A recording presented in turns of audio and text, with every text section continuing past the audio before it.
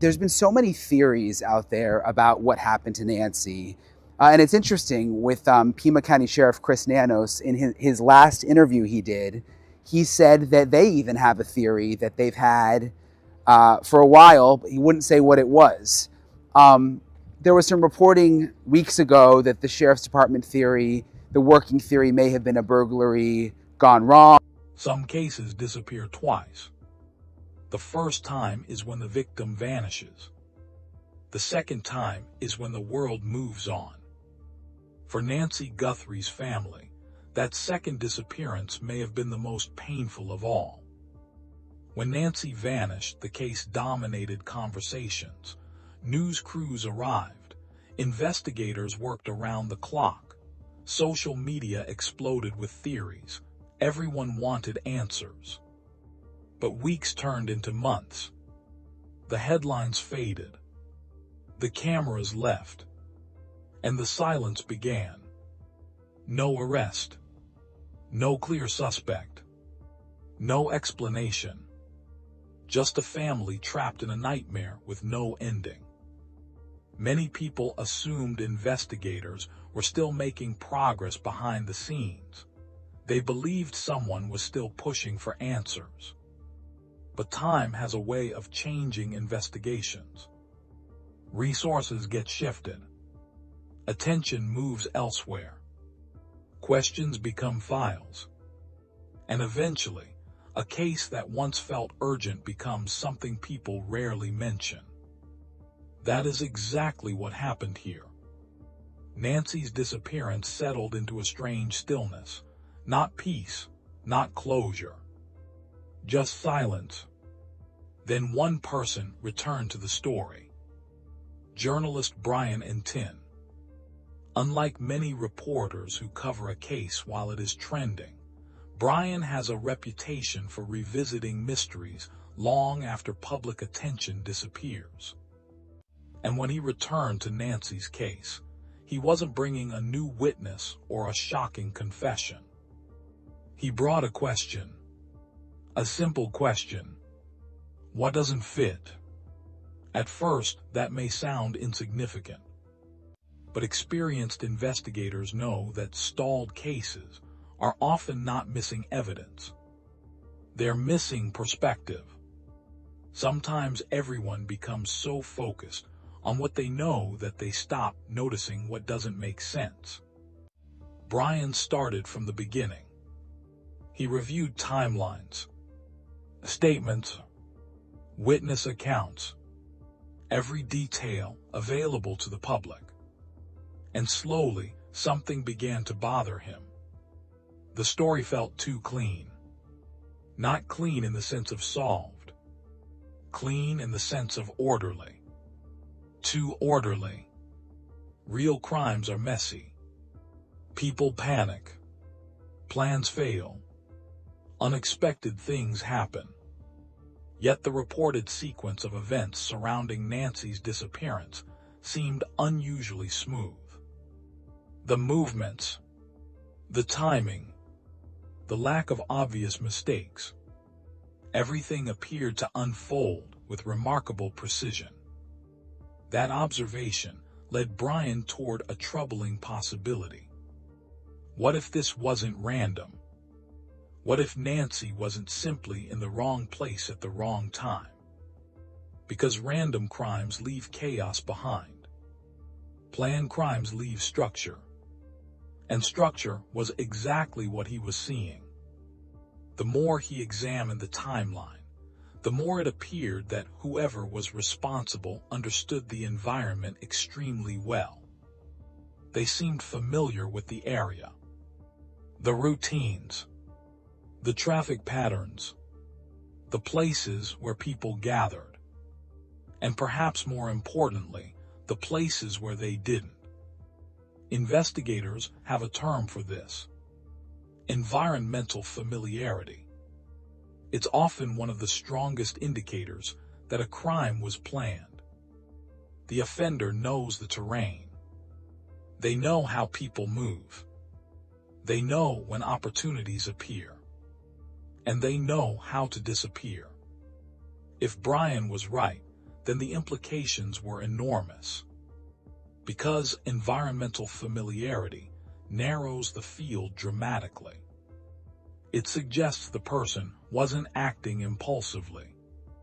It suggests preparation, observation, planning, and planning means intent.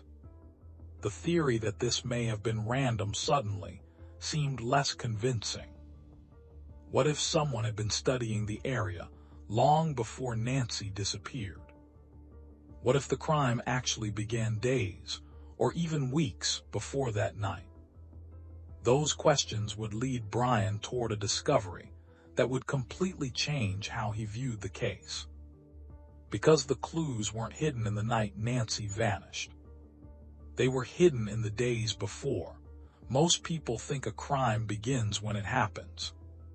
But the truth is far more unsettling. Many crimes begin long before anyone realizes they're in danger. They begin with observation, watching, learning, waiting. As Brian looked deeper into the period before Nancy disappeared, he started finding signs that someone may have been present long before the crime itself. Not obvious signs, small ones, easy-to-ignore signs. The kind people rarely report because they don't seem important at the time. A vehicle seen repeatedly in the area. Someone lingering where they didn't quite belong. Unfamiliar movement during unusual hours. Individually, none of these observations meant much. Together, they started forming a pattern. Investigators often call this pre-incident behavior. The preparation stage. The period when an offender studies routines and searches for vulnerabilities. If that was happening here, then whoever targeted Nancy wasn't acting on impulse. They were gathering information, learning schedules, understanding the environment, preparing. As Brian spoke with people connected to the area, more details surfaced. Neighbors recalled seeing things that felt slightly unusual. Nothing dramatic, just enough to stick in their memory. A car parked somewhere it normally wasn't. Someone appearing repeatedly, without an obvious reason. Moments that felt strange, but not strange enough to report. At least not then. Looking back, those observations seemed different. They suggested presence. Repeated presence. And repeated presence suggests purpose. But the most significant discovery involved surveillance cameras. In today's world, cameras are almost impossible to avoid. Doorbell cameras, security systems, traffic cameras, private surveillance. Together, they create a digital map of movement. No single camera may tell the whole story, but multiple cameras can reveal a pattern. And according to the information Brian reviewed, one detail stood out. The suspect appeared aware of the cameras, not surprised by them, aware of them.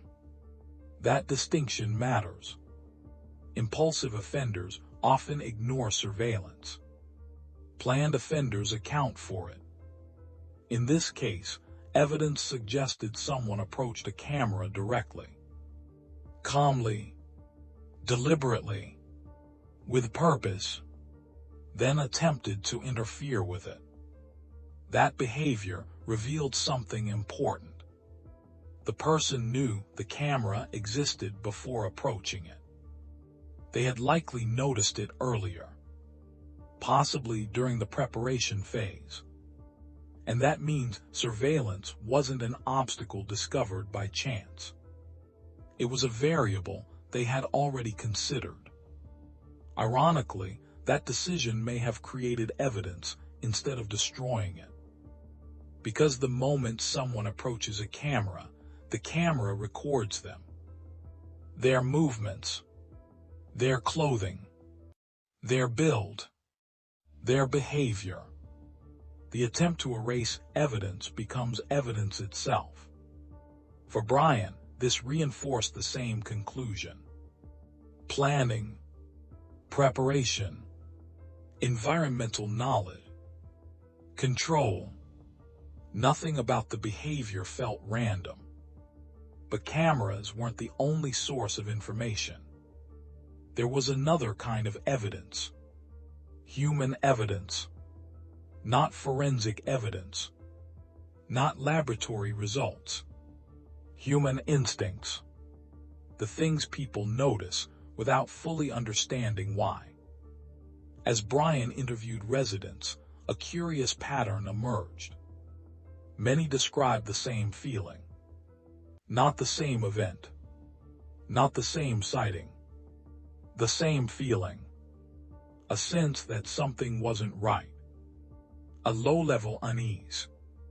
A feeling that someone was present who didn't belong.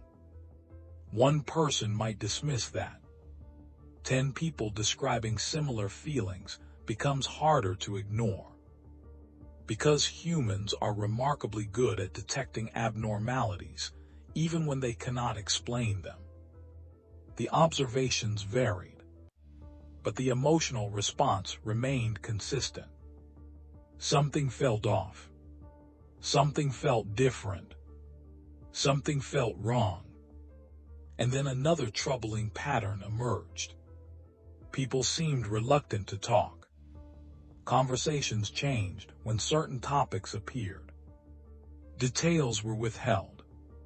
Statements softened. People became cautious. Investigators sometimes refer to this as social silencing. Not because people know everything, but because they know enough to be afraid. Fear changes behavior. It makes people second-guess themselves. It makes them wonder whether speaking up is worth the risk. And in unresolved cases, that fear can linger for years. The more Brian listened, the more he became convinced that the community knew more than it had said publicly. Not necessarily the answer, but pieces of it. Fragments, observations, connections. The problem was that those pieces remained buried beneath uncertainty and fear. Still, a picture was beginning to emerge. Someone had likely been present before Nancy disappeared. Someone had been watching, learning, preparing, and somewhere within those preparations was a mistake. A mistake that might eventually expose everything. Every plan has a weakness. Even the best ones. No matter how carefully someone prepares, reality always interferes. And when reality interferes, mistakes happen. Brian Entin believed that somewhere within the Nancy Guthrie case, a mistake already existed. The challenge was finding it. By now, the evidence was forming a recognizable structure. There was the pre-incident activity, the repeated sightings, the unfamiliar vehicle, the strange presence in the area. There was environmental familiarity, the apparent knowledge of the surroundings, the precise timing, the controlled execution. There was the camera interaction, a deliberate attempt to manage surveillance. And there was the community itself, a community carrying pieces of information that had never fully surfaced. Viewed separately, each element seemed incomplete. Viewed together, they told a different story. A story of preparation, a story of observation, a story of control. Whoever was responsible appeared to have identified a target, studied the environment, managed risks, and executed a plan. But no plan survives reality perfectly. Somewhere something went wrong. Maybe it was a delay. Maybe it was a route that changed unexpectedly. Maybe it was an encounter the suspect never anticipated. Whatever happened, Brian believed a pressure point existed in the timeline. Investigators use that term to describe moments where a plan shows stress, moments where behavior changes, moments where someone is forced to adapt. Those moments often reveal the truth, because adaptation creates traces, and traces create opportunities. The encouraging part was that the fragments were finally beginning to align. Witness observations pointed toward specific time windows. Vehicle descriptions were becoming more refined. Patterns were emerging. The case was no longer pointing everywhere. It was beginning to point somewhere. And that distinction matters, because direction creates focus. Focus creates leads, and leads create breakthroughs. History shows that many cold cases aren't solved by dramatic confession or shocking discoveries. They're solved through accumulation. One small detail connects to another. A forgotten observation gains new meaning. An overlooked piece of evidence suddenly fits. And slowly, the truth becomes impossible to ignore. That appears to be where this case stands today. Not solved, not closed, but moving. For the first time in a long time, there is a sense of momentum. A sense that the answer may still exist within the evidence already collected. Somewhere in the surveillance footage. Somewhere in the witness memories. Somewhere in the pattern left behind by someone who believed they had planned everything perfectly. Because perfection doesn't exist, every offender leaves something behind. A footprint, a behavior, a decision, a mistake. The question is whether investigators can identify it before time erases the opportunity. For Nancy Guthrie's family, the wait continues. The unanswered questions remain. But one thing has changed. The case no longer feels forgotten. The silence that once surrounded it is being challenged. The pieces are being re-examined. The timeline is being rebuilt. And the structure hidden beneath years of uncertainty is slowly coming into view. Somewhere inside that structure is the truth. The person responsible believed their plan would remain hidden forever. But every plan leaves cracks. Every secret leaves traces.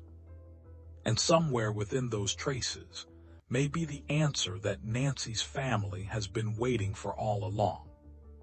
The case is not over. The story is not finished. And the search for the truth continues.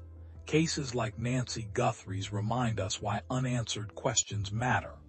Someone out there knows more than they've said, and until the truth is uncovered, this story isn't over. If you enjoy True Case Files investigations, subscribe, turn on notifications, and join our growing community as we continue searching for answers in the world's most mysterious cases.